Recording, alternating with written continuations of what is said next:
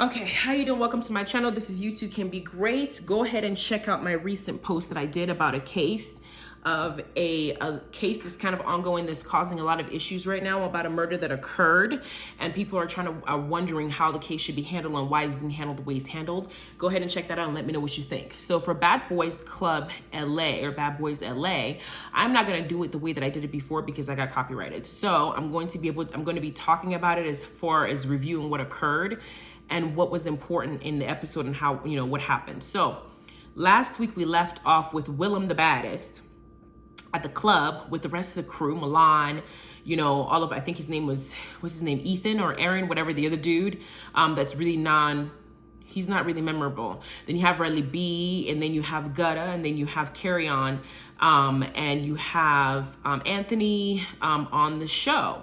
So, and you have, a couple, Moolah and Curtis on the show. So they were at a club or at a party that was supposed to be, London on the Track is there. A lot of celebrities were there. And that was the same party that the baby got into a fight with his baby mama's brother in a bowling alley. So while they were at the club or at the bowling alley partying it up, Willem, the baddest, was twerking left and right because y'all know he loves that ass. He loves the way that ass moves. He loves his jumpsuits. He's not afraid to show it. He's not afraid to twerk it. He's not afraid to show it because it is one of his pride and joy, okay? So while he was enjoying his pride and joy, he started grinding all up on Moolah, who we already established has a little bit of a little homophobia in his way that his genetics are created. He's straight, and with him being straight, any guy who's not straight or claims to be gay, twerking on him is so horrible that it ruins his nights. He could have just simply gone to him and said, Willem, I really don't appreciate what you're doing. Can you stop? And move the hell on. But no, because it's being televised, he wants to make sure he amplifies the homophobia that he has to make sure that it's being heard. So they're on the bus on the way home after the party, and he decides that this is the moment for him to check Willem the baddest about what he was doing, enjoying himself at the club and not really minding it, anybody's own, because he said it's on a ground of respect and disrespect. Do I believe that Willem had any thought in his mind about what happened between Carrion and Moolah assaulting him because he didn't want to tell him he was bisexual? No. Do I think that Willem was trying to antagonize him or whatever because he was twerking? No. Do I think Willem was probably drinking and drunk and chilling and enjoying himself and living his best life out the house with nobody fighting and kind of got carried away? Absolutely. But when they got on the bus, there was a lot of aggressiveness towards him. Moolah was aggressive towards him addressing the situation. And Willem, who was going after Anthony in the beginning, talking about, bitch, I'll fuck you up, bitch, I'll fuck you up, I'll fuck you up, bitch, because they towards Andrew in the beginning before Andrew left, they were trying to jump him, is now scary. Willem, as soon as they got home to the house, he didn't even pack his shit. He just left everything paranoid as hell, told his roommate that if they don't leave, that Moolah and Curtis were going to come and jump their ass. So he just got up and left, and everybody didn't even know he left till the next day. So you got Milan now calling Willem from his room with his drawers on, wearing underwear, and talking to Willem saying, you need to come back to the house. This is supposed to be a bad boys club. You're supposed to be a bad boy. Why don't you come into the house? And Willem says, I don't want to be jumped. I'm not okay being jumped. I have anxiety. I didn't come to the house to have people just gay bash me and beat me up. And he basically puts it in the form of Moolah was going to come jump him in the middle of the night, and he just kind of became paranoid. My guess is William has been in a situation to where he was jumped for his sexuality in the past, and so now he has trauma that's associated with it. So he does have a moment where he has anxiety when he finds himself in a group where straight people are trying to attack him for being himself or just for enjoying himself, instead of him just saying, when he already said, I'm sorry, because Willem did apologize to Moolah. Moolah just kept going and going and going. So Milan says, ain't nobody gonna jump you while I'm here, so just come back. Nobody's gonna touch you. We're gonna handle it. Nobody's gonna gay bash you type thing. But William is so spooked, he's not coming back. So Milan goes and talks to William's roommate to find out what's going on. And William's roommate tells him, yo, when I came back, he had locked all the doors. He was really that damn scared. He was in the bathroom locking all the doors. He had he wasn't sleeping. He was waking up because he thought somebody was going to come whoop his ass in the middle of the night, come really gang up on him, really hurt him. So he left the house for his own sanity. And he also said that William said that they were going to come jump him as well. So after that little scene happened and Milan talked to him talking about, what do you mean nobody's going to come jump him? You got Moolah and Curtis outside now going over Moolah trying to check William for what he did. And Moolah is still talking about him shaking his ass on him. Curtis, being a wishy-washy person that he is, has two different faces. With Moolah, he's like, yeah, you know he's left, man, like he's scared, but you know you had to do it, you had to do it. Curtis is put in the form of, yo, you know, you scared that kid to where this boy left this house. He really is afraid of you. He thinks you're going to really beat him up. But yeah, you had to do it anyway, you know, because you had to just check him and let him know that we're not about that. That's kind of funny. That is ridiculous. Curtis, I don't even think he knows himself. I think he's following Moolah because he thinks Moolah is the cool person. And Curtis wants to be with the cool kids. So he's going to stay and do whatever the fuck he needs to say to be there. Curtis is weak. He's weak as hell. Unbelievably weak. Beyond weak. Then you got Relly B, you know, where the mother resides, calling William to find out where his ass resides. And William is saying that he's not coming back to this house. And Relly's like, shit, he's supposed to be a bad boy. He over here left this house because he assumes that Moolah is going to hurt him when Moolah already said that he's not going to put his hands on him. And that shit was just weird. So Relly, just being nosy, just wanted to figure out what's going on. Meanwhile, William's roommate, who I call Ethan because I can't remember his name, walks his ass out to where Moolah and Curtis are having a conversation about Moolah bullying or intimidating William so much William left the house. And he decides to be messy. He now basically, two-faced as he is, brings up what William said to him about them possibly jumping him as well. He's like, yeah, I'm chill, I'm cool. But he thought y'all were going to da-da-da-da-da. He's trying to act like he's harder than what he really is. Like he's not a bitch too. So when Moolah hears this, he's like, yo, I wasn't even going to put my hands on him, but you intimidated him on that bus. He said sorry wasn't enough because you felt like your respect was taken because somebody who's drunk and enjoying themselves at a party twerked on you and it happened to be a male. Calm the fuck down. You're doing too much. You could have just told him to back the fuck up. You just stayed quiet and just looked at him. Yeah, we know you're straight. Is him twerking on you gonna make you gay? It's ridiculous.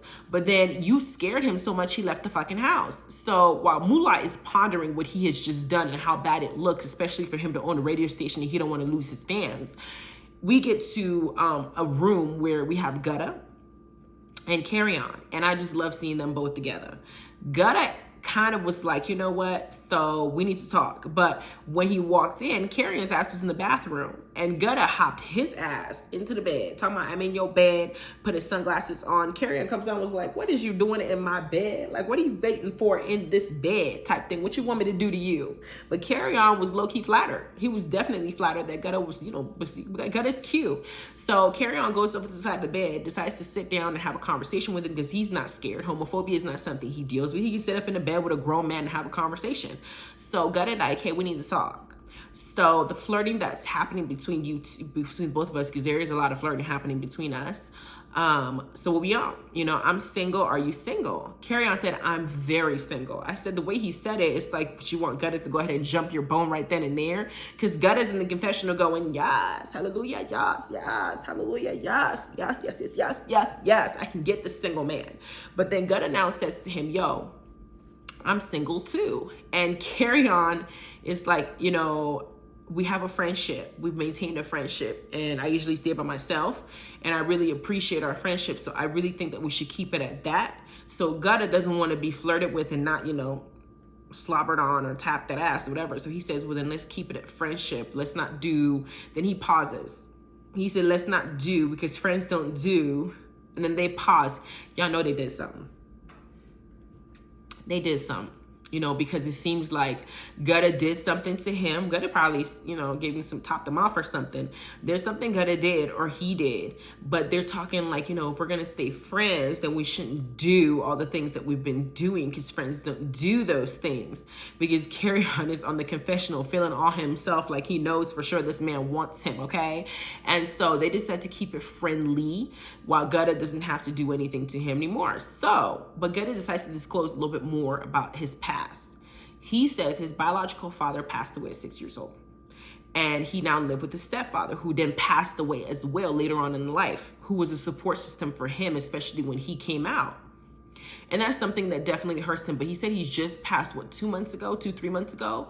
But as he's saying it, there's a certain level of numbness that Carrion is feeling. So Carrion's like, yo, you're strong for dealing with that. Why are you just saying it nonchalant? Like this man then just passed away 3 months ago, somebody you loved and cared about. So in the midst of them having a conversation and Gutta disclosed his situation about his father, he of course asked Carrion about Carrion's father, who we know of, which name I'm not going to say, but you know who he is. And Carrion brought up the incident where y'all know that there was a video that was leaked with him and his father having a fight. He didn't leak the whole thing, but his father was calling him the N-word. His father was cussing him out, and his father is a known Christian gospel singer. So to have heard all those things come out of him, not like Christians don't cuss, because I love the Lord, but I'll cuss your ass out too. But the way that he was speaking to his son was perceived a certain way when that video was leaked, because the video did not leak the part of him also insulting his father. It only leaked the part of his father talking to him some kind of way. But the point that Carrion was trying to imply was that this is something that has been ongoing his entire life, and that this type of verbal and physical abuse, and how the dad has a little bit of manipulative tendencies towards them, that it's, you know, it's something that's known. And, you know, his dad then came out after that video and did a statement saying that, you know, him and his son have had a toxic relationship for a number of years. He also disclosed that his son also has mental health issues and has been in and out of counseling, that they're no longer associating with each other, but they do hope that, you know, over time he can help him get better. He can help him fix himself, because his son is the problem. You know what I'm saying? Then another son, in an article I read, came out, I think his name was Rashad or something like that, came out saying the same thing about the dad, saying he's abusive. And if anything happens to me, just know that it's because of this individual. I'm sick of being, you know, living in secret. I'm sick of all that. Then I also think about his father, who in the past had a porn addiction, even though he's a sanctified man. And that was something he had to come and say, that he had a huge porn addiction. He had to deal with it. And in addition to being addicted to porn and all that stuff, there were other flaws that he mentioned that he's still working on himself. The part of tea that I heard is through the grapevine, allegedly, this individual's father was also accused by him for potential molestation. Now, the way that it was let out was Carrion was in a group having a meeting, and they were arguing about something, and somebody played his father's music. And in the midst of that, he said, "Y'all are playing my molester's music. Thank you for playing my molester's music." And they try to clarify on what he meant by that, whether it was in a literal sense or if it was in a hypothetical sense. You know, people can molest your mind, people can molest you physically by damaging your body and, you know, putting their hands on you, or people can actually molest you. But he didn't want to address the whole thing. But essentially what that would mean is all those years that he was in mental health, all those years he had to get counseling, because one of the things his father said is that he had gotten increasingly aggressive as he got older. And all that is a direct sign of an individual who was abused. Now, the method to which the abuse occurred is vague. We don't know for sure whether this happened. Obviously, none of us were there, so we don't have any way to corroborate. But as I kept digging, the mother, one of the baby mamas, had now went and spoke to a different blogger and actually stated that that was something that was discussed within the family, that something may have had occurred. When they asked the father about it, he made a statement saying that due to this individual's mental health issues, he may have made up the entire situation in his head, that this actually occurred to him when it did not. So then tell me, what kind of mental health issue, what is the name of somebody who's been in and out of mental health facilities, has gone increasingly aggressive, and now fabricates the whole story at 30-something years old, because I think he's 32 years old, about being allegedly attacked in that way by his own family? Because as it stands, we're watching Bad Boys LA, and he's in tears.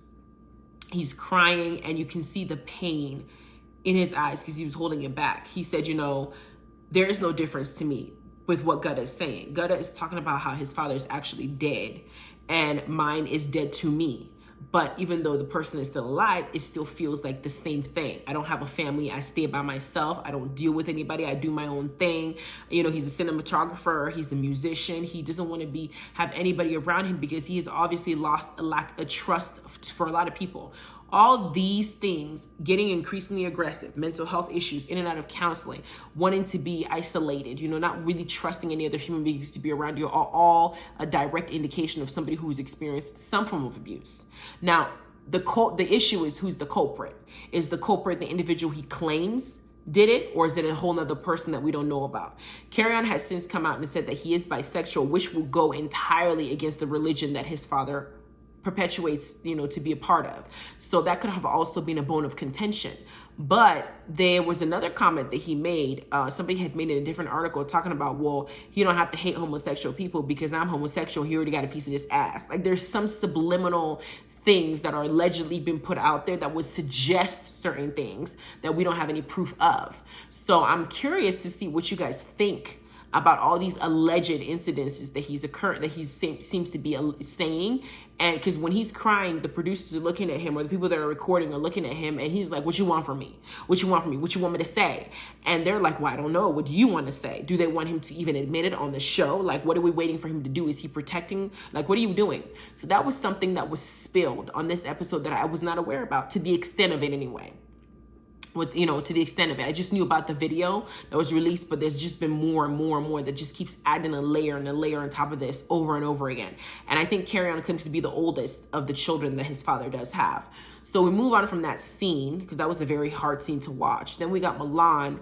We got Mullah outside. Willem came back to have a discussion, and Mullah, who I thought was going to go out there and diffuse the situation by letting Willem know that he wasn't going to hurt him, he wasn't going to attack him, he wasn't going to do anything to him. Instead, he jumps from discussing that I'm not going to hurt you to now attacking Willem for allegedly leaking the cast of Bad Boys Club out before the show actually came out. And I'm thinking, okay, now you're attacking him for something else. You saw him in this house the first day he came. You had the opportunity to address that particular situation. But now that he has now basically made you look like you're homophobic, because it looks like you also intimidated him to where he left the house, you're not addressing those things or those feelings or saying, hey, I'm so sorry that I made you feel this way. What you're doing is you're now deflecting and picking another bone that could distract us from really paying attention to what your homophobic ass is doing and saying. But of course, it's easy to manipulate someone, because Milan comes out, he mentions that, hey, Willem was the one who was leaking stuff. Willem had already gotten in the car and left, because he's like, I already feel the tension starting up again with the same person. So he tells that to Milan. Milan's like, oh my gosh, well, fuck him. He shouldn't do that. Again, another way to hide when you're guilty is to distract the other person and have them talk about something else. So I see Mullah for who he is. I don't have any respect for Mullah. I don't even like him as a person. Then we have them go in. Milan is not the spokesperson for Natalie when she's not there. He made himself the self-proclaimed spokesperson. He basically lets him know that they're going to go make some music together. All of them are going to end up adding a music, a bar or a section or whatever to the track that they're making in the studio. Of course, Redley's like, we got 15 people in here. We got a lot of people in here. It's gonna be like a 15-minute episode instead of a damn song. Gutta's like, I didn't come here for American Idol. I need to be putting my music on somebody on nothing. Curtis is like, I can't wait to showcase my talent. Mula is like, yo, I can't just be on a song with just anybody. Can these people actually do what they say they want to do? So it's like, this is the thing. Their next activity is to make some music, but of course, there's gonna be some shit that's gonna go down in the studio while they're making the music, because that was the end of this episode. But they showed the next time what was going to happen. Milan, who actually went down for defending Carrion, for defending Carrion against Mullah and Curtis when they tried to jump him for not for him not disclosing his sexuality to them, is now going to end up fighting Carrion. They're in the studio. I don't know what started it, but Carrion calls Milan a sissy, and Milan says, yes, I'm a sissy and I'm an F. What you want to be. And Carrion says it again. Then outside, you see Milan yelling in Curtis's face, I will grab his ass by the dreads and beat the fuck out of him. I'm not playing. And Carrion is now inside talking about, I don't know what y'all think I am, what y'all think I'm a bitch, y'all think I'm some kind of punk, whatever the case is, but if I start wilding out on this motherfucker, you don't want me to wild out. I'm just like, well, hell, at this point, you might as well wild out, because two already touched you, now he's about to be the third. So you might as well wild out and show us what you're talking about, so that it can go ahead and talk that shit he said it was going to talk when you beat up somebody. But that was the end of this episode. I was pushed to tears watching the Carrion scene. I'm not gonna lie. It was just, I cannot, when you become a parent and you see your child in that kind of pain, or you imagine another child of somebody else, whether they're an adult or not, because they say men are not supposed to cry, but they need to sometimes. It touches your heart, because you're wondering, I have a son too. And if my son ever comes to me and tell me he felt like I was abusing him, I would be brokenhearted. I wouldn't push him away unless there's something else I feel like I did that I don't want to admit to or address. So a self-proclaimed Christian, or somebody who's raised in a Christian household, should be able to figure this out and deal with this the right way. So I don't know what the best course of action is, but I do know that scene was heartbreaking. So that was the extent of this review. For today, I might post another video, one or two of the videos later on tonight or tomorrow, but go ahead and check this one out, and the other one I just posted. Let me know what y'all think. Thank you very much. Have a good rest of your day. Okay, bye.